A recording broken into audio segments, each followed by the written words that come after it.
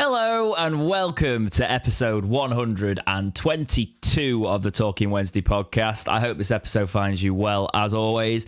Dex and Jake here for you this week for all the Wednesday news, speculation and everything else we talk about on this podcast. The community topic will be back next week, by the way. Apologies on the madness around the podcast. We've not had the inclusion of that recently, but check out the community page on the Dexterity Box channel and get your topics in, and we will talk about them next week. We might also put something out on Twitter, but we started this podcast based around community. We have not forgot that. It's just been a very busy few weeks, but we've not really had much time to do anything else apart from the main thing of, oh look, we did well in the playoffs, aren't we good?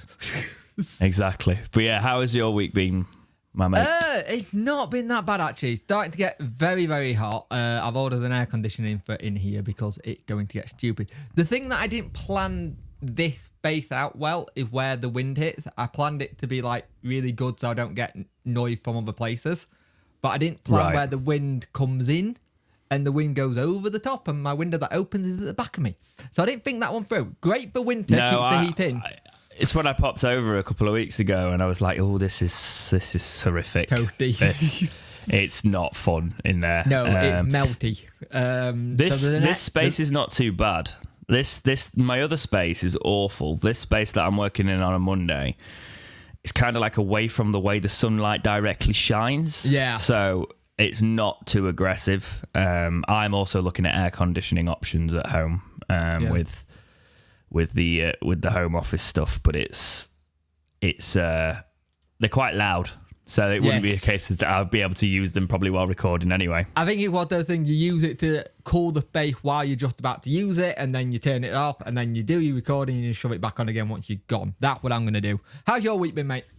Because we forgot to ask you last week, so we do apologise for that. Rude. I didn't even notice. It was when Soph was doing the edit. She was like, none of them have asked you about your week. And I was like, no, they didn't, did they? How rude. It's been good, man. I've been getting into some work. Actually, it's not been. No, I don't know why I'm saying that. It's not been good. That's a lie, because I've spoken to you this week. Yeah. It's because I've had a really good couple of days. But like the week leading up to that now, I've been swamped in work. It's been a case of getting in from work and doing more work until pretty much it's time to go to bed, and telling myself, if I do this, if you do all this work, you can have an hour or two writing some music, or an hour or two playing a video game or something. But I'd get to the point where I'd finish the work I'd done after work and then have no energy just other than to sit and scroll or something like that, in that space. So I shouldn't be too much. You got to watch Man City win a treble, surely? I did. I arrived home from work 5 minutes before kickoff. But yeah, I did watch that. For one, I don't like the cheating, obviously. No. But also, I love really good football sides, and I like the fact that they are they're an English club.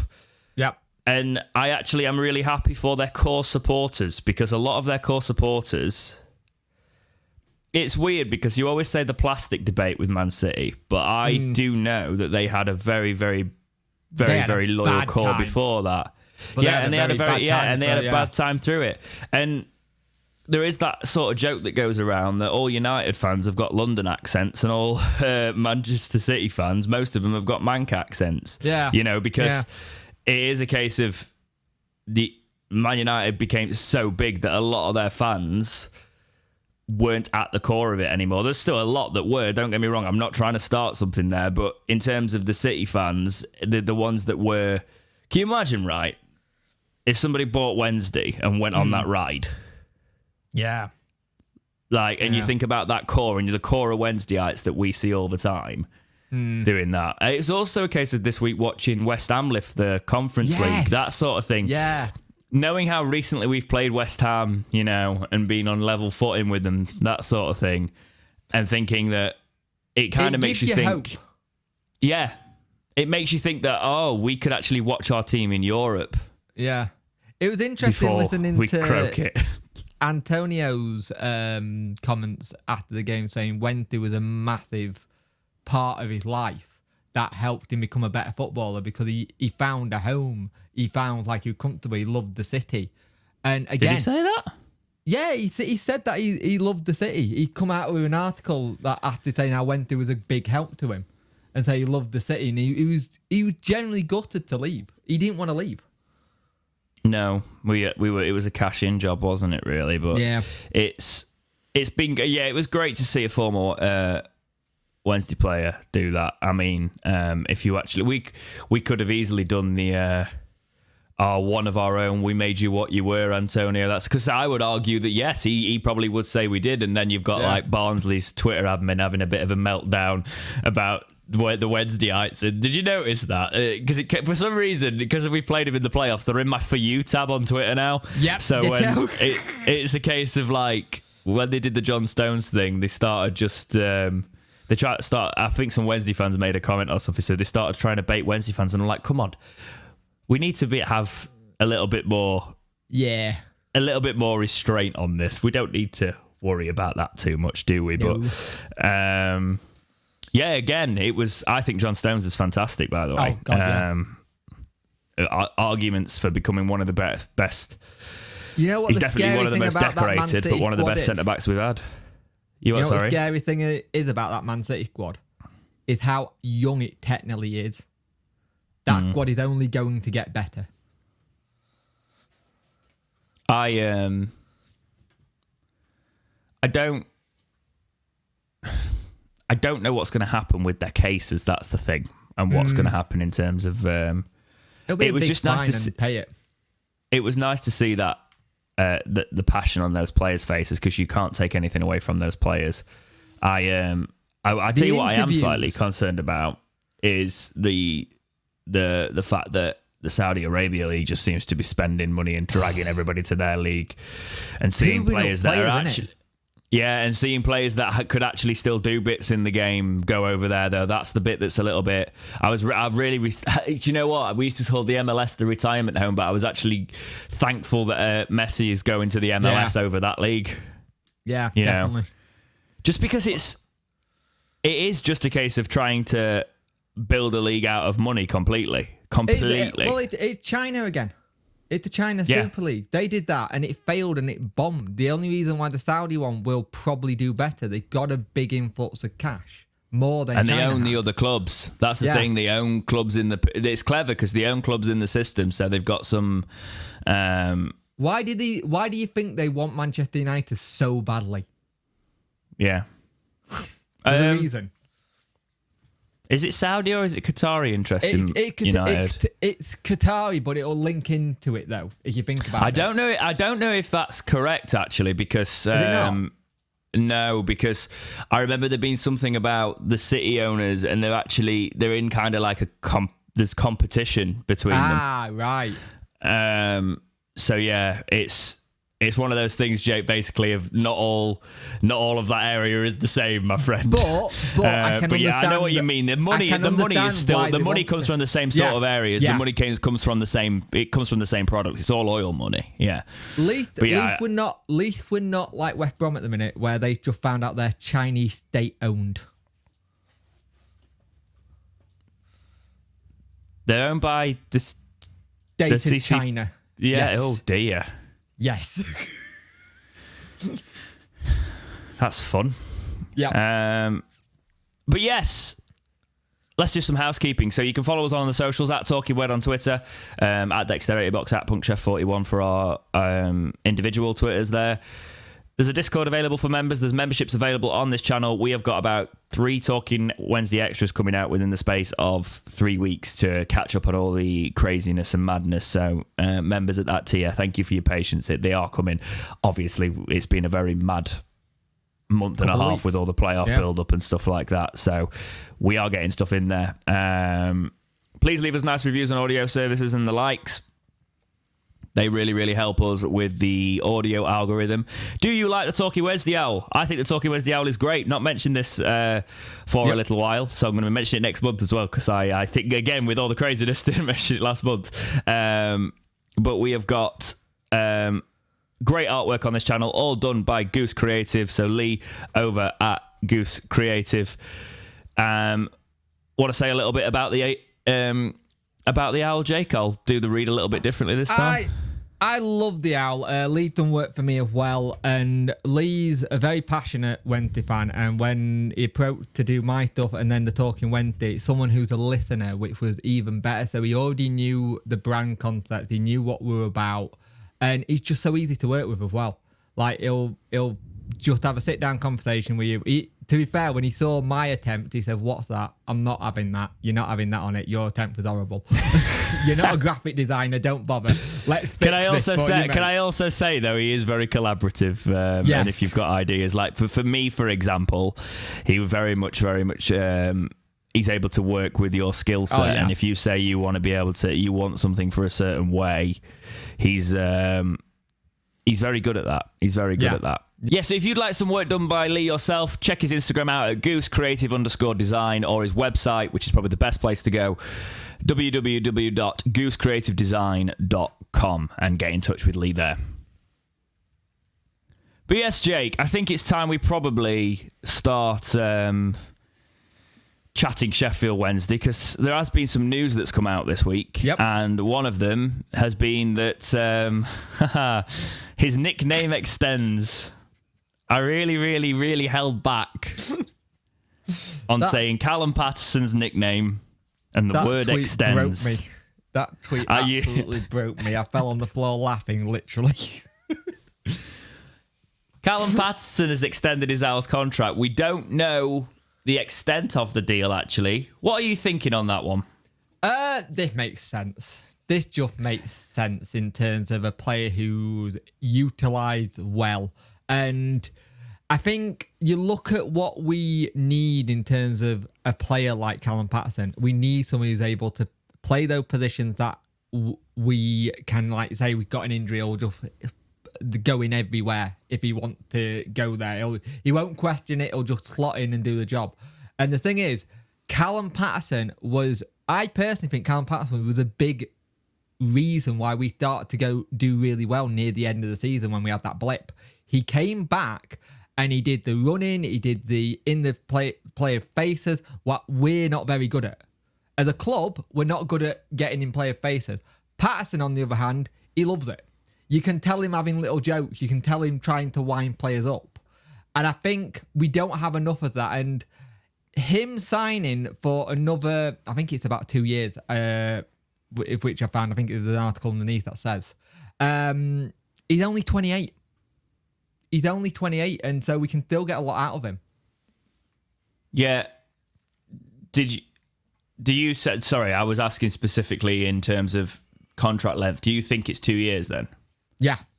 Because it's not been reported anywhere, has it? I'm not mistaken in that. If you look underneath, there's an article that I think the Star found out like till 2025, they think, from what they said. Okay, so, of course it has. It's warm. Leave me alone. Yeah. So the Star reporting that it's the summer of 2025. So again, as we thought, it would be a 2-year deal. Makes sense. Which is great for him. The one thing I want to say about a lot of these players again is it's about squad depth. Yes. Time and time again last season, I found us as a club going, we could really do with some options on the bench.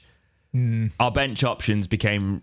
squad depth was the crucial thing for Sheffield Wednesday last season in terms of not having probably a good enough bench to come on and change games. I think the best thing you can do as a newly promoted championship club is keep hold of your good players and have them become squad players by adding even more quality on top of it. That is the ideal scenario, because then you go back and you talk about squad depth, and your squad depth is these experienced promotion players that you have got that can come off the bench and help you change a game. They're actually an option for you rather than being relied on, which is hopefully, I think that is probably the plan in recruitment at Wednesday. Would you think the same? Yeah, and I think if you look at that Peterborough-Barnsley game, one of the things you can criticise Darren Moore a little bit is that we had the situation where we had all our attacking players on the pitch and there was nothing on the bench. There was nothing. We had to use all of them to get the job done versus Peterborough and the job done versus Barnsley.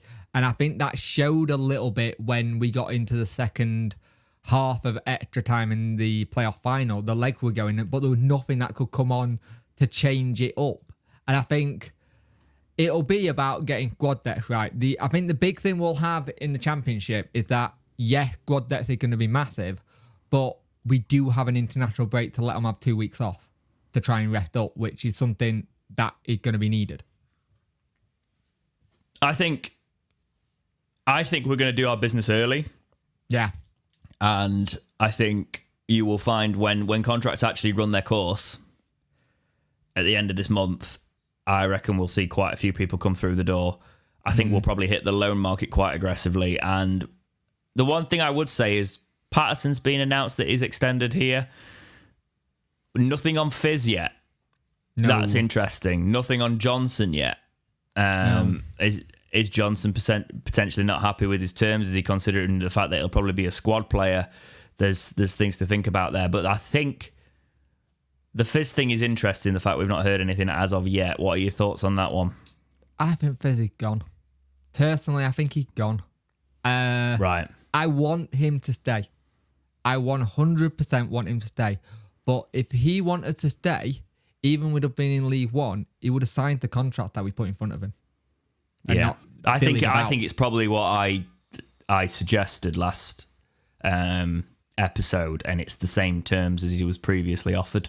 Yeah, I agree. It's probably the likely situation, and that way we're covering ourselves. Yeah. I think Darren wants him to stay, and I think Fizz himself wants to stay, and I think it's outside influences that are making it not so. That's a controversial one. Do tell me more. Agents in games. Agents always want a bit more money, don't they, out of a deal? And if we're not putting a deal that's right for the player, and then suddenly it's not enough for the agent, you know what I mean? It's one of those things where he's clearly a young player with potential. He's come from a Man City academy. His agent's going to want to make sure he gets the best deal possible. And not necessarily look at probably what's... It's weird because agents aren't always necessarily looking at what's best for the player. They're looking at what's best for the player's bank account and their own some of the times. Yep. To be fair, it was interesting. I was watching something on Netflix called, I think it's Secrets in the Game or something like that. Very interesting. And a group that was heavily involved with Went at one point is in that documentary, so it's kind of scary. Is that the old group we were chatting about last night? Yep. On the Discord? Yep. Interesting. Yeah. If you can watch the documentary, do so. It's very interesting. Yeah, we've had some interesting transfer teams at Wednesday in the past. Yep. Moving on, though, did you want to say, because I know you've put quite a lengthy article from the Star here about Alan Smith's passing. I wondered if you wanted to speak a bit more on it. Yeah, I won't go too in-depth, but a lot of people know Alan Smith have been at the club he was here for years, and he's physio, he's been England physio, and then you had the situation where his son joined our team as well as physio. If you remember the Rotherham game where Kieran Lee scored, it was Alan Smith's shirt, Paul Smith's shirt that said Miller Killer on the back when he held it up in the dressing room. And they'd had the situation where he'd been ill for a while, and it just been finding the kind of thing. And when it did happen, I think it was hard for a lot of Wednesday fans because they've seen him in and around the club. They know his family. They have their own, their own business, which is sports therapy to help the players and stuff. And the thing is, you look at what Wednesday are as a community club. This is someone who is massively...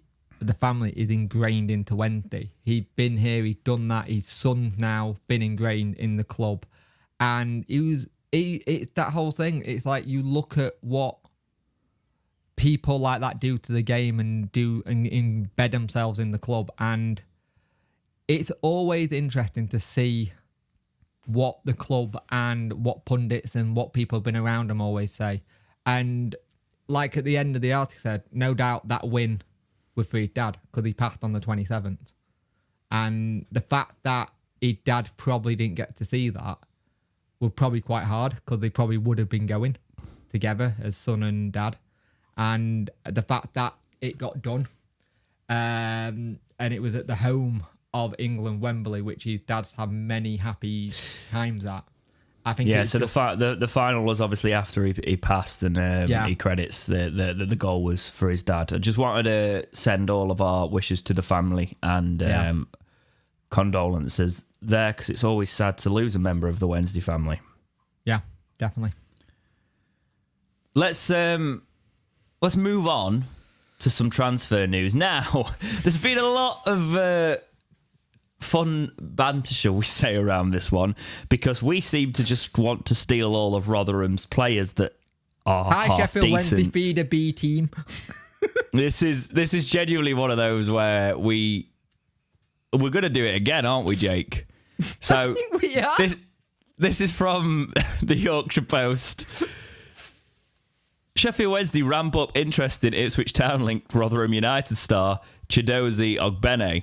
The winger has become an influential figure for the Millers and was a regular fixture on the right flank as they secured their championship status last season. However, the Owls have been linked with the Republic of Ireland International, according to the Star. So they're quoting the Star here. So credit to both papers there. Wednesday have ramped up their interest. Talks have repeatedly been held between the involved parties about trying to strike a deal. According to the report, Ipswich Town and Plymouth Argyle are said to be considering a swoop, as well as newly promoted Premier League outfit Luton Town. Ogbene joined the Millers from Brentford in 2019. Right. The reason I want to talk about this is because this is massive in terms of the fact that we are going toe-to-toe with a club that's been freshly promoted to the Premier League. And the reason it's massive in that regard is the rumours are he'd prefer to come to us. Yep. And it's likely that he's going to come to us. And the only thing that would potentially change that is the money side of it. But I think this is something that could happen. And if you actually look at the kind of player he is, he can play right wing back as well. He can play both sides. Yes. He's not specifically... He's more of an attack-minded player, but I do believe he has been played at wing-back.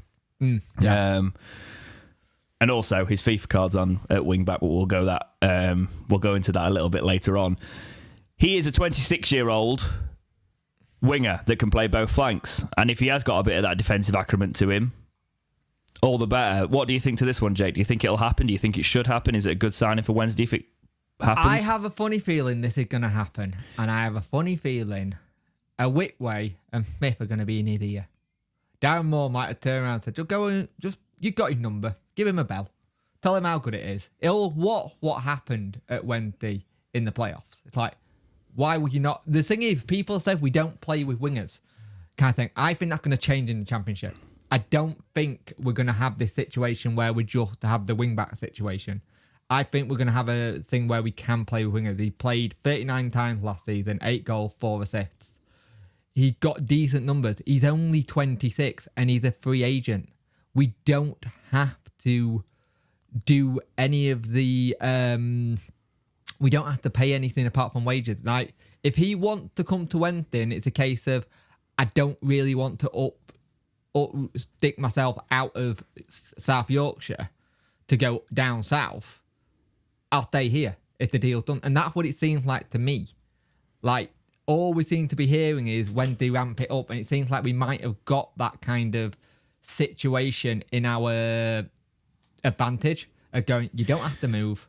This is how much it'll be. Like, if you're going on player positions where he played as a second striker 11 times. He played as a centre forward 10, Right wing 9. I just wanted to correct myself. Actually, I was reading an article that said he can play wing back. I took that as he has played wing back. I'm looking into our proper statistics now and our research here, and no, he hasn't necessarily played there. He has more been on like the right side of midfield, right wing, left midfield. He's played as a centre forward. He's a complete attacking player. So it's one of those situations of, we had Mighton from Forest, didn't we? And we didn't utilise him. Yeah. So we must, if we're in for a player like this, we must be looking for a slightly different tack, unless we're going to play him as a striker. Could we do need it in that position? And he's got pace. Yeah. Bags of it. He's a tricky. He get put down as a tricky winger, and a Rotherham fan who I know turned around and said, "Don't you dare do this again. Do not do this again. I am sick of this." And he was like, "I'm sorry. If you're not going to put the terms in front of him and it's decent enough for him to stay, we're going to swoop." And so last season he made 39 appearances in the Championship. He scored 8 goals and got 4 assists. Yeah, which is pretty good. If you look at the season before in League One, 3 goals, 8 assists. So he knows how to make things happen. Yeah. I think this just makes a lot of sense for us. And if we can make this happen again, the better. Just stay off your Twitter afterward, because it could be interesting. Because they didn't like or laugh at when we did it.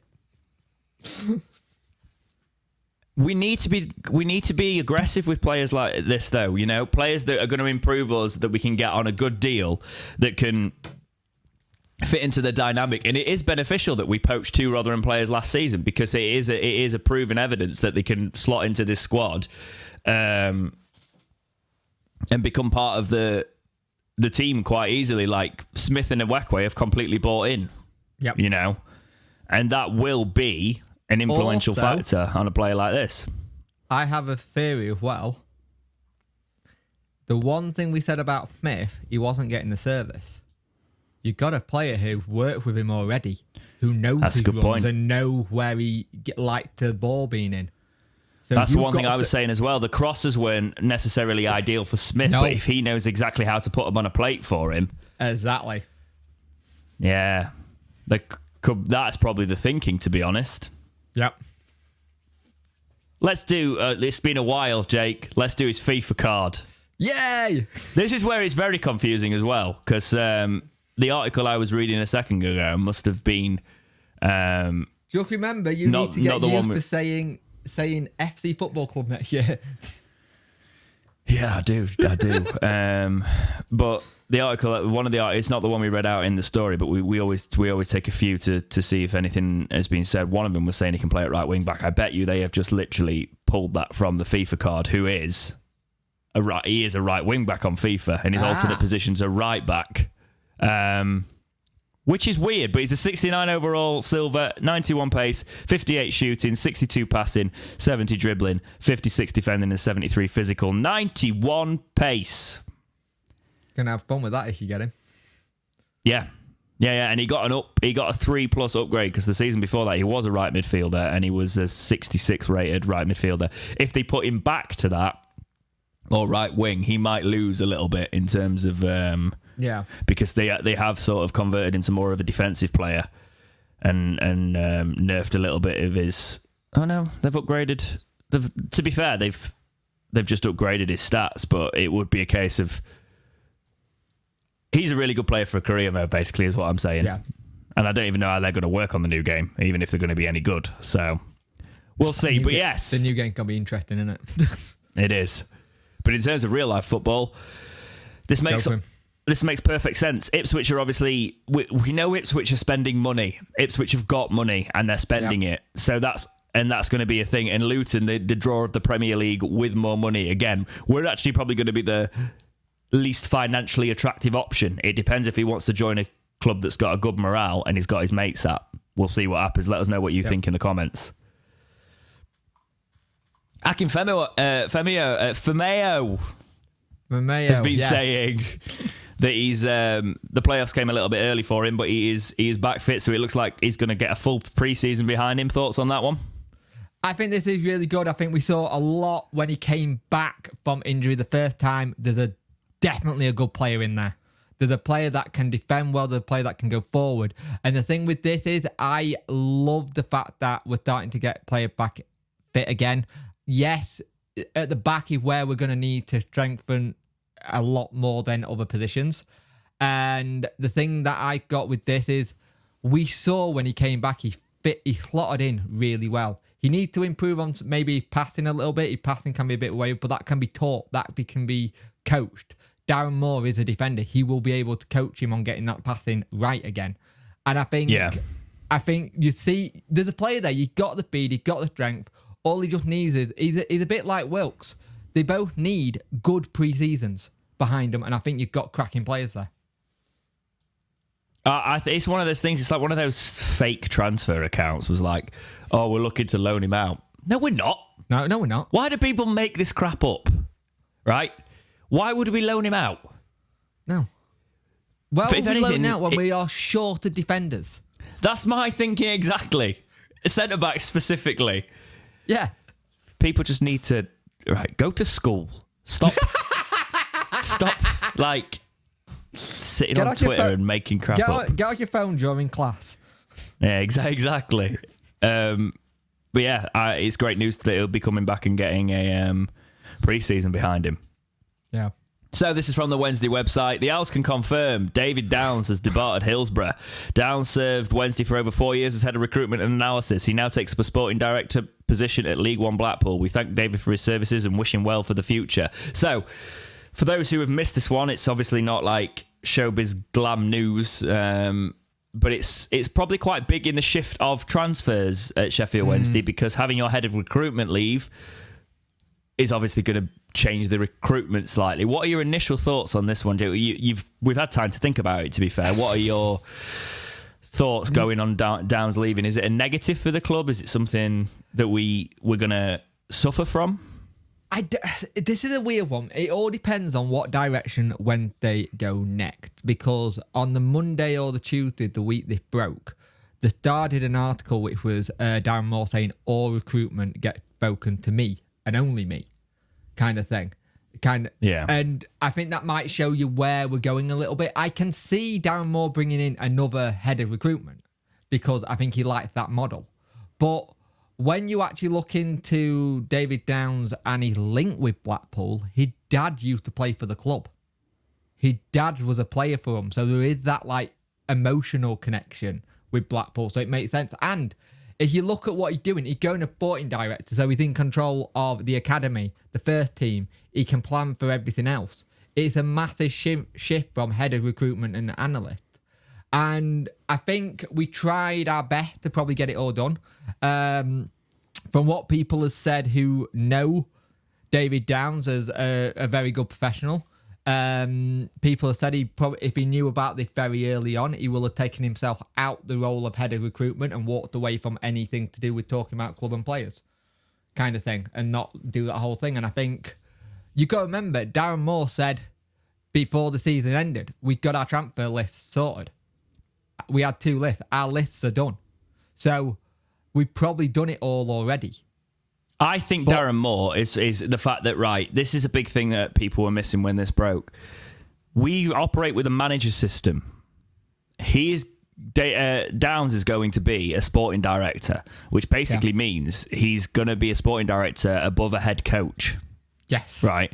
Whereas as a manager system, we don't necessarily operate with, we don't have a sporting director, which is good. I kind of like the fact of that, which means Darren Moore is in charge of everything in terms of the transfers. It's all on him, innit? And it's no... I think probably Downs was working with what he could work with in terms of finances and the situation we're in and the high wages and the fact that we needed a bit of a fire sale. So he probably didn't have the greatest time at the start of his recruitment journey at Wednesday. But I will say the big change in the shift in philosophy and transfers came when Darren Moore came to the club. So yeah. I am less concerned about this because I think a lot of it was coming from Darren Moore's influence and Darren Moore's preferences, and obviously we're not going to lose that. And if anything, anybody comes in, it'll probably be somebody who Darren knows he can work with and is a benefit to the club. It's one of those things where we can now bring somebody in who works under the new system and wasn't privy to the older system. Does that make sense? It does, but could you also say, well, we've got to thank David Down for probably finding the likes of Iorfa, Patterson. Yes. So yeah, some good ones Fizz. in there. Yeah, definitely. Fizz as well. Fizz is part of that category, kind of thing. There is players there who have come in to Wednesday that haven't worked, but look at the ones that did work. There've been some that have been really good and really smart. Like I think, especially the last couple of seasons, to be fair, actually, I'm probably possibly being a little bit harsher than I needed to be there, because I was trying to look at the positive of Darren Moore still being the main focus there. But if you think about 4 years, he probably had the situation of players on long contracts when he came in, and then it's kind of a case of working with very little. I think it's just one of those cases he's left for a opportunity that is a position higher than he currently is, with a lot more control, at a club that's in need of a rebuild because they've just been relegated. Wish him all the best. Yeah, indeed. And it'll be interesting to see what Wednesday do on that front, even if we bring somebody in that position. Can you tell I'm dying today on this? Yep. It's one of those that I don't know. I think I never had this before, but ever since like the season's changed, I've had like a tickly cough, and it's not been. I've already had Rona. It's not that. It's just one of these things that I talk for a little while and I struggle, and I think it's because I've got the window open here just to keep air circulating, so probably all the pollen's coming in and all of that, and it's just like it's actually hitting my throat for the first time ever. Shall we just let you hibernate during summer, and then you can come back out in winter? I love summer. It's just very difficult to work within. Yeah, right. That's the thing. When you work around lights and you work around audio equipment that brings heat. Yeah, it's tricky. We have announced a pre-season friendly with Doncaster is the first one I will talk about. So I might go to this one. When is that? So July 25th at 7 p.m. It's a Tuesday night. Should we hit up Dapper? See if we can. All go down to that one. We'll all sit in the Donny end. But no, that one, and then the big one actually, really, in terms of the fact that Wednesday players who's just left is we're playing York, so that's going to be on Saturday the 8th of July. David Stockdale tweet for this one. You kept this bloody quiet, didn't you? Yeah, it's going up against David Stockdale and his new side. I think this is one that had to happen, really, with all of the sentiment around it. It's a 1:30 kickoff on the 8th of July, which is a Saturday. So if you want to go to York, or you've got family members who want to go to York on Saturday on the 8th of July, don't. It will be rammed with Wednesday fans. We did last time, because if I remember correctly, the last time we did York was the season Chansiri took over, and we filmed it. And like Chansiri was in his car, and they were having to go slowly like it was a royal parade because they couldn't get through Wednesday fans. Well, I think the problem is, I think pre-season is going to be quite tricky for the away days, because it's just trying to get tickets for them, because everybody just wants a nice summery game to go to, especially if they're local. Yeah. But I haven't been pre-season in a little while, to be fair. I like pre-season away days. They're a nice way to go and just check out some grounds you might have not checked out before. Anyway, this one's a weird one. So the EFL have changed the rules, which means basically the EFL are banning towels. So long throw merchants won't be able to use towels to dry down the ball anymore to get more grip on it. They're going to introduce a cone system, so they've always got fresh ones ready to go. Go on. So we had the multi-ball system before Rona, and we took it out because of the contamination spread, and that white towel were getting used to wipe the balls down. We had multi-ball systems in place where we would like take the ball off. It was be on a cone, and you take it and you throw it back. It was in place. So I'm just wondering if they're just taking down the levels of things down and going, right, we're done now. You can add the multi-ball system. I swear we have multi-ball system before Rona. Yeah, well, I don't see why we'd just get rid of the towels. Why would you ban towels? I guess it's a time-wasting tactic, but it's also useful. But obviously the big thing for us here is Volks. He loves his towel. Yep. For the long throw. So, shit. Yeah, so when you've got a player with a long throw, it's just a bit of a quirky one. But yeah, they're bringing in that. You know what you need to do, Dex, don't you? You need to ring up Atty Newton and say, have you got any of your big undershirts that you used to wear underneath your shirt left? I need some. Wear a massive undershirt underneath. His shirt underneath. Wednesday players already get the shirts pulled enough. We don't need people like with baggy shirts so they can literally be pulled onto the halfway line with them. Hey, at least it wasn't as bad as John Stone getting his ripped. Is that what happened? I'll tell you what, that was a dreary final. Oh, it was. It was so boring. What is it with like... I was so excited for that spectacle because I kind of wanted Man City to hammer them. Yeah, but I kind of wanted it to be... all the EFL finals were quite that as well. I did, yeah. It wasn't... I think it's just the nervous energy around it and the big occasions. It doesn't bring out spectacle, does it? Nobody wanted to lose, so everyone being very extra cautious. That's why I think always like the best matches are the build-ups, like that those Real Madrid legs with Man City were fantastic. You know, they're the games you really wanted to watch, and it's again like the Peterborough game with us. It's the road to it that's probably better than the actual final itself. Players have this nervous energy around them. Could you say Sheffield Wednesday did their own mini road to glory this season? With the way they did it in a FIFA sense. Well, this season seems so long. I was thinking this because I was thinking back to the start of the season. I was thinking back to the fact that this is the season where we signed a Wekway and Smith. It feels like we had them for it's one of those where it feels like it's been going on for ages, you know. But it's not. It's all happened in the space of a season. It's just been a very long, emotionally draining season, and luckily we came out the right side of it. Yep. So, looking at where Wednesday could potentially improve, there's we're just going to have a quick look at the squad numbers as they currently stand. So, the number 1 is vacant. So, it'd be interesting to see if anybody had come to fill that. I don't think it'd happen. Maybe Dawson gets the number 1 this year. What do you think? I think Dawson gets the number 1 and we get in either an experienced pro or someone else who's about the same age of him to battle him. The goalkeeping position's interesting. Because that's a fair shout. I don't think you can take that off Dawson with the way he came in. He'd earned the chance to go at the championship. Completely, yeah. Number 2 is Liam Palmer, of course. Number 3 is currently not taken. So that's a big one to not be taken. 4 is Volks. 5 is not taken.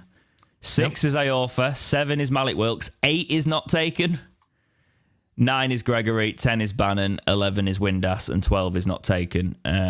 So in terms of the key sort of numbers there, 3, 5, 1. 3, 5, and 1. So that's at least 3 first teamers, isn't it, if you're looking at the numbers? But then you've got players like Byers, who's number 14. Maybe does Byers slip into...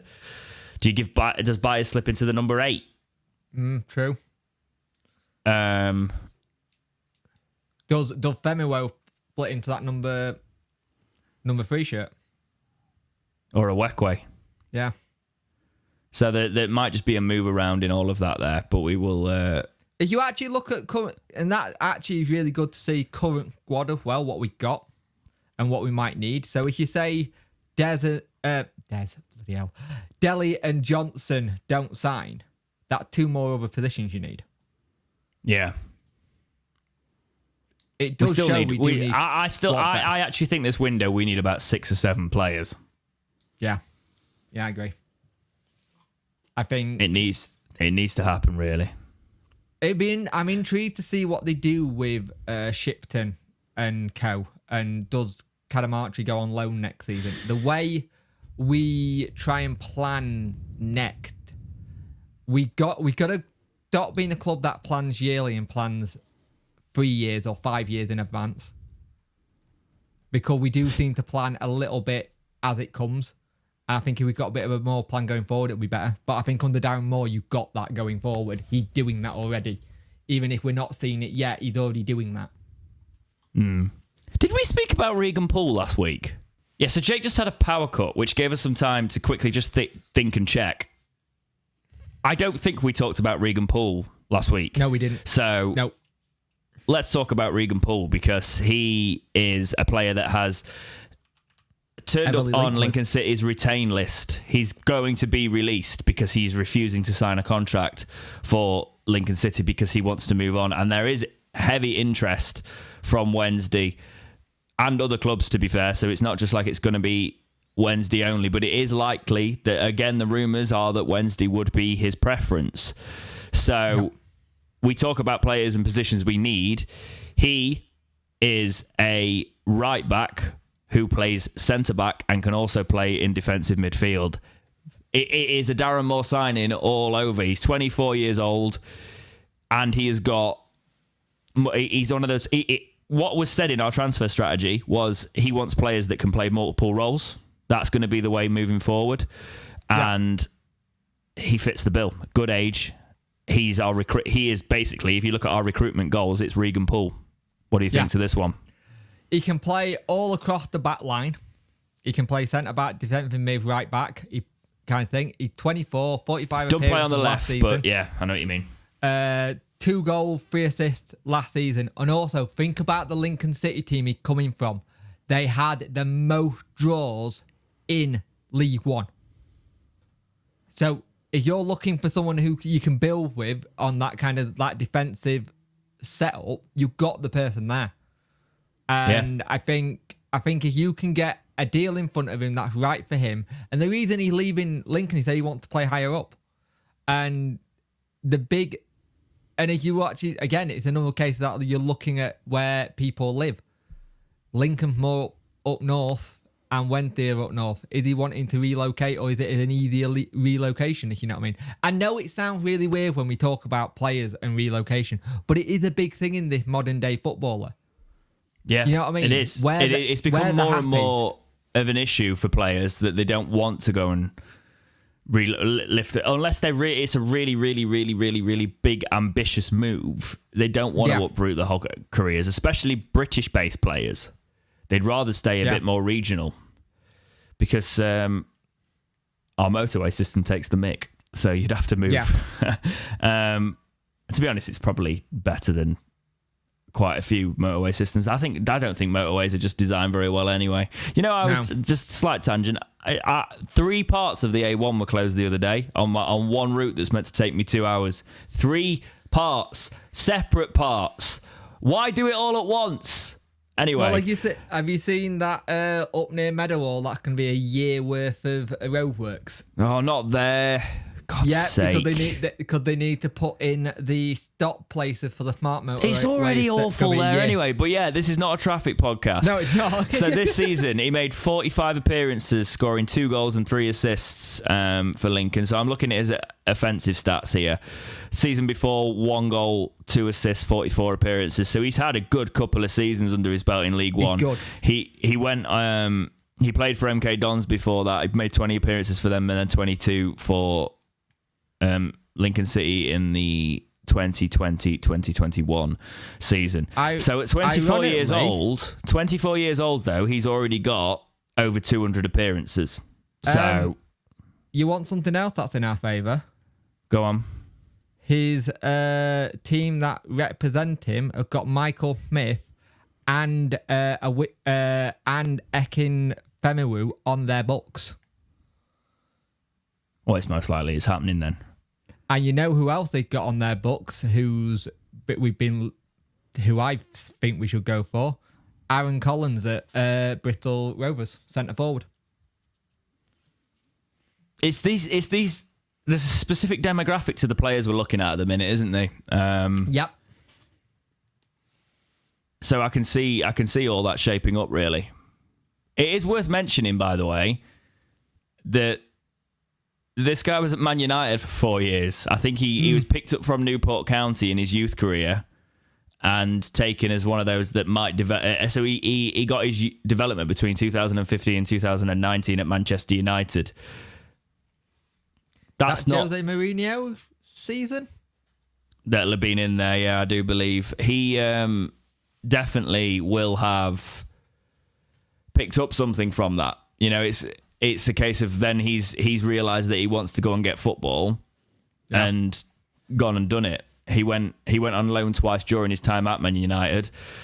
Still at a good age, made a move to MK Dons because I think he moved to MK Dons when he was 21. So he went, he went. Basically, you can tell where he's gone. No, I'm going to kick on now. I'm actually just looking at the players who are on that agency. It's like I've mentioned our two. Shea Dunkley's on there. Mass is on there. Luongo. So people who have already worked with the club to a point, right? In terms of getting deals done. Does that make sense? Well, if Mass is on there, they'll also know that we don't mess around. So this needs to get done. Because we didn't mess around with that one. He didn't sign the contract, and we announced he was getting released because of it. So yeah. Paul, let's do his FIFA card for the fun. He's a 64 rated centre back on there, 67 pace, 58 dribbling, 31 shooting, 62 defending, 55 passing, and 73 physical. Not very good, to be fair. However, he is one of those that it's a FIFA, not real life thing. You know, in real life, I think he's going to be a very solid player. He's one that'll probably be quite exciting. If you think about our current right back, Liam Palmer, you don't displace him, but he is one of those more experienced players in our squad now who probably doesn't have too many seasons left in him.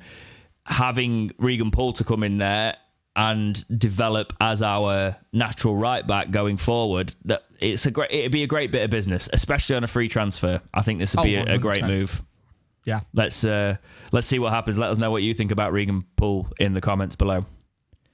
This is a fun one. Have you seen Kevin De Bruyne in a Wednesday shirt today, the day we recorded this? Yes, I did. And it intrigued me, but looking into it actually makes a lot of sense. Yes, because I think he was with, I think Lovens was around. Yeah. And it's something like Louvens and Kevin De Bruyne of Misses. Their Misses are all good friends. And I think that what it looked like the bit of tongue of cheek at Kyle Walker's expense. Yeah, it looked like that, and it was and John Stones and Kyle Walker's expense because Kyle Walker's there sort of trying to cover up the Wednesday shirt, and it's an old Sanderson shirt sort of thing, and I just found that quite funny. So clearly they're all out on the old drink after winning the treble, and there's a bit of banter in there, and it involved a Wednesday shirt. But Kevin De Bruyne, arguably the best midfielder in the game right now, was wearing a Wednesday shirt on the drink. There we go. Let's. Things that you never thought you would think we could sort out a deal for him? Get him in midfield? Oh, he might not get past Bannon, but he might be able to sit on the bench and shine Bannon's boots. We will see. But yeah, let's wrap up there really, Jake, other than saying that in a couple of podcast time we will have your fixtures because they have just been announced to be coming out on the 22nd. So that's the Thursday next week. So we will find all the championship fixtures out. But that is all I have got. Hopefully you don't have another power cut before we end this. That's all I've got for this week's episode of the Talking Wednesday podcast. Anything to add, my friend? Just keep yourself safe. Make sure you drink lots of liquid because it's going to be warm. And just hydration is key. Yes, indeed. Definitely. Enjoy it. Don't go stupid. Put sun cream on. Yeah, don't do a Jack and become a tomato. Yeah. Look after your skin. It's I don't want to be that guy, but it is one of those cases where skin cancer has become more and more of a thing, especially in the past 20 years if you look at the stats. So even I've had to go because I used to be like, I don't need sun cream. Just wear sun cream. Yeah, because it's annoying. I hate it. It feels gross, but it's one of those things where you just because you're in the sun and you're already quite sweaty, and then you put sun cream on you. It's not a nice feeling, but it will protect you from burning. So yes, enjoy the sun, but use sun cream. There you go. Talking Wednesday, words of wisdom.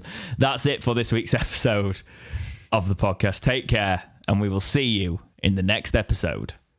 of Talking Wednesday. See ya.